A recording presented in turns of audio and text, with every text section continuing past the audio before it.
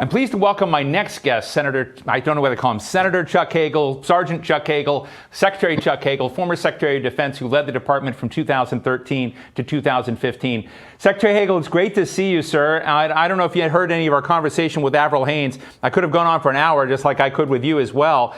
But you wrote an op-ed in January in which you said our most serious threats are now internal, not external. I didn't get a chance to pose that question to Director Haines, but I'd be interested in whether you still see it that way. And what are our blind spots in security? I think part of the question, you and I have talked about it so many times, how do we not be fighting yesterday's battle? How do we organize for tomorrow? Well, first, Steve, thank you for allowing me some time with you and your audience. And you always do great work on this subject, and I think it's as timely as it's ever been. I listened very carefully to Avril because I have great admiration for her and the work that she's done over so many years. She's the right person for that job at this time. As to your question, I wrote that op-ed at the request of Defense One, and said what I did, specifically that I think our most significant threats are internal because, Steve, everything resides and begins here in our country, in our government, in our society, in our culture. That means everything that Avril talked about, the 18 independent intelligence agencies, all of our government, all of our leaders, that's internal. And when that starts to break down, for example, when we start to see significant mistrust and lack of confidence in our leaders, in our institutions, and that perpetuates a further extension of erosion in our system, in our processes, in our agencies. And certainly what we've seen this year, last 6 months, last 3 months in this country, the election was fraudulent. It was stolen. The storming of our capital, the invasion of our capital, occupation of our capital. Those are very dangerous signs that something's wrong in our society internally. We're politically polarized as much as I think we've ever been, probably since the Civil War. Now, I haven't been around for all of that time, but I do read occasionally. And I think it's that serious. That's where I start. And that's why I said what I did, because everything works out from there. And if you're weak inside, the Chinese are talking about it. The Russians are talking about it. The Iranians, the North Koreans are mocking us. You're this great democracy, shining city on the hill. Ha, ha, ha. So not that the rest isn't important. All of what Avril's doing and all of our other professionals. But that's where you start. That's the internal, and you work out from there. And you cannot have that weak, or it will end not well. Secretary Hagel, I don't know how I'm going to get this out. Are you worried about this time in which tensions with China are clearly growing?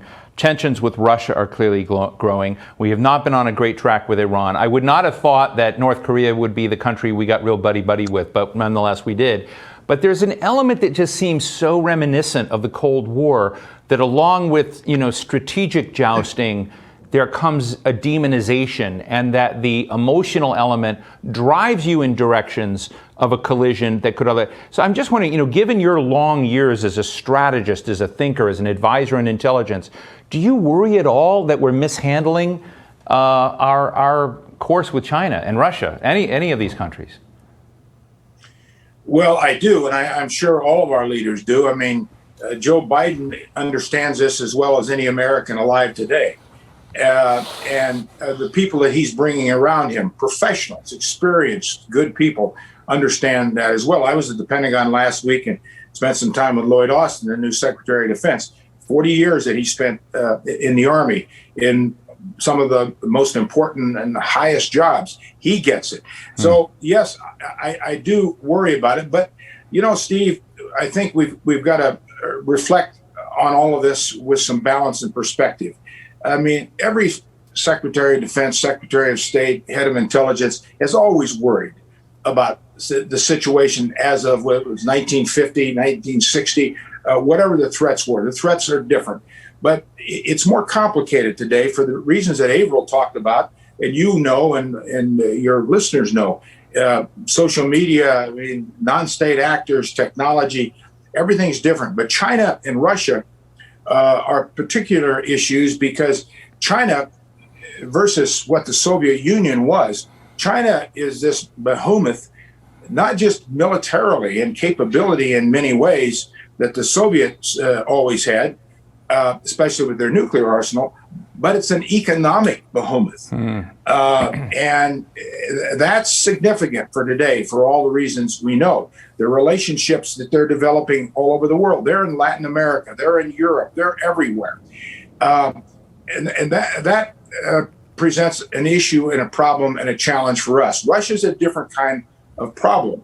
They're a basket case economically. They're not what they were when it was the Soviet Union militarily. So yes, I am worried about it, but I'm also confident that we can handle it in this kind of a world with the resources that we have, the abilities we have, and the leadership we have.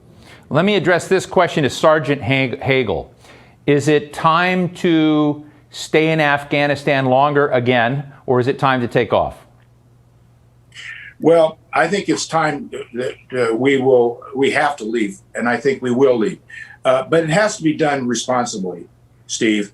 What I saw the last administration do last year in the peace negotiations in Doha with the Taliban was very irresponsible. They cut the Ghani government, the Afghan government, the elected government, out of the whole process.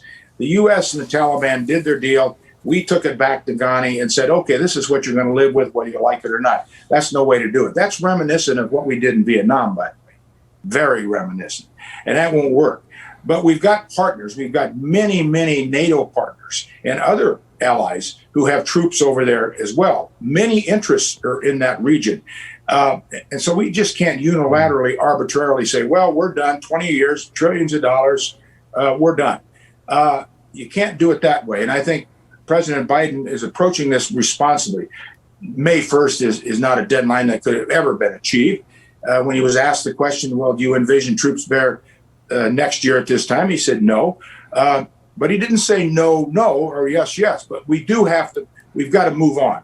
And at some point, the Afghan people and their government that for 20 years we propped up are going to have to stand on their own. Now, we can continue to support them, and we will in some ways, but we can't continue what we've been doing. And I think the American people are aware of that. They want that. I think the Congress is very clear on this point as well. Chuck, we've got a quick question from our audience before we close out. And I got one last one, but go ahead. Shivaji? Shivaji Sengupta, retired Vice President of Academic Affairs at Boricua College, New York City. My question is, just as the environment is being regarded as of national security import, what other non-combatant aspects like intellectual property are being considered as national security? Well, that's a good question. I think Averill touched on that, Steve, in answer to one of your questions when she talked about everything is involved in national security today. Trade, the environment, pandemic health, social media. There's nothing that touches our lives, our security, that is unrelated to our security interests. And you begin with just the basics: water, air, environment, where we live, what we breathe, what we eat, and then the security dynamics that are in play around the world, what poverty brings, and what continued authoritarian government brings. We're seeing an erosion of all the organizations, institutions that were set up after World War II, when we led in putting together a new liberal order. And that's dangerous as well, because these fractured institutions, they're imperfect, but they've done a lot of good for 70 years.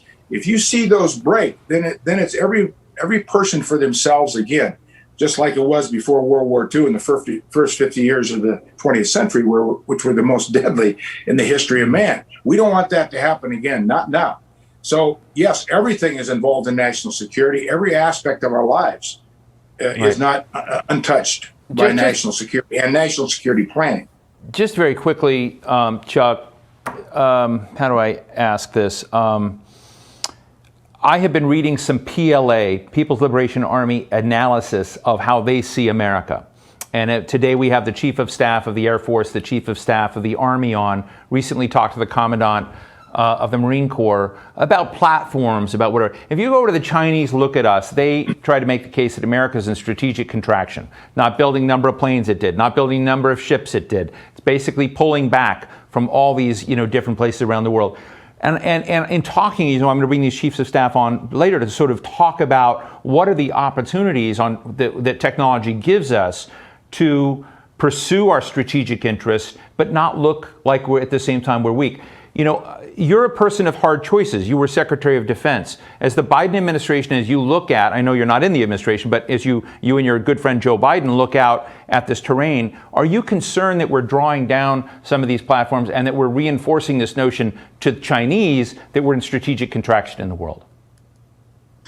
Well, that's an important question, Steve, and it really involves two things. One, it's the perception question that the Chinese have, that they're drawing their own conclusions and then basing probably policy measures and what they're going to do inside based on those perceptions. And then the other part of that question is what we're actually doing. I mean, the reality is that our Navy, our Air Force, by any measurement, our conventional forces are far superior to anybody's in the world, including China. Our capability, far superior. The investment that we make year after year, far superior. Now, that doesn't mean it's all right, because technology is shifting, it's changing. And so what was most important in platforms 20 years ago doesn't necessarily mean the same thing today. So you're constantly adjusting and adapting to the new challenges. But that's not new, Steve. As I said earlier, every Secretary of Defense, every person in responsibility has had to deal with that throughout history. What you're always doing is looking way out into the future. That's why the Defense Department has 10-year contracts, not 2, 3, 4, even 5-year. They have long-term weapon systems and communications, satellites, space is now all part of this. Right. Cyber, which was mentioned by Averill. And by the way, there's a very good op-ed in today's Washington Post by former Secretary of Defense Bob Gates on this, on cyber. And he makes a very good point about how we've just not been able to coordinate the resources we do have in our agencies, like Department of Homeland Security, Defense, and others. Right. We've just not been able to use all of our capabilities. And he has some suggestions, which I think he's right on. And some of the things that I talked about back when I was in the Senate. And so it's a constant adjustment, staying ahead. And what you don't want to do, and I'll end with this, what you don't want to do is allow the Chinese or anybody else to get to a point where they have a false understanding or a misunderstanding or a misperception of what your intentions are and who you are. And I think that's why it was so important in Alaska when Jake Sherman and Tony Blinken were there to speak very clearly, very directly, as the president has, about who we are, who we will protect, our interests, our allies. Don't mistake that. We want to get along. We want to work with you, Mr. China, where we can, where there are common interests, and we will, for the good of everybody. But don't underestimate us. This is who we are, and this is who we're going to be. That is really critical. Well, Senator, Secretary Chuck Hagel, and I want to respond to somebody. Somebody just sent me a note saying, why are you calling him Sergeant? Because that Sergeant is a role you respected that you had previously in your service. And so, Chuck Hagel, thank you so much for your time and joining us again today. It's always great. Well, Steve, it's a pleasure to be with you. And I might say on the Sergeant title, it's probably the only job I really earned and I ever deserved and maybe knew enough about. Great to see you, sir. We'll be in touch. Thank you.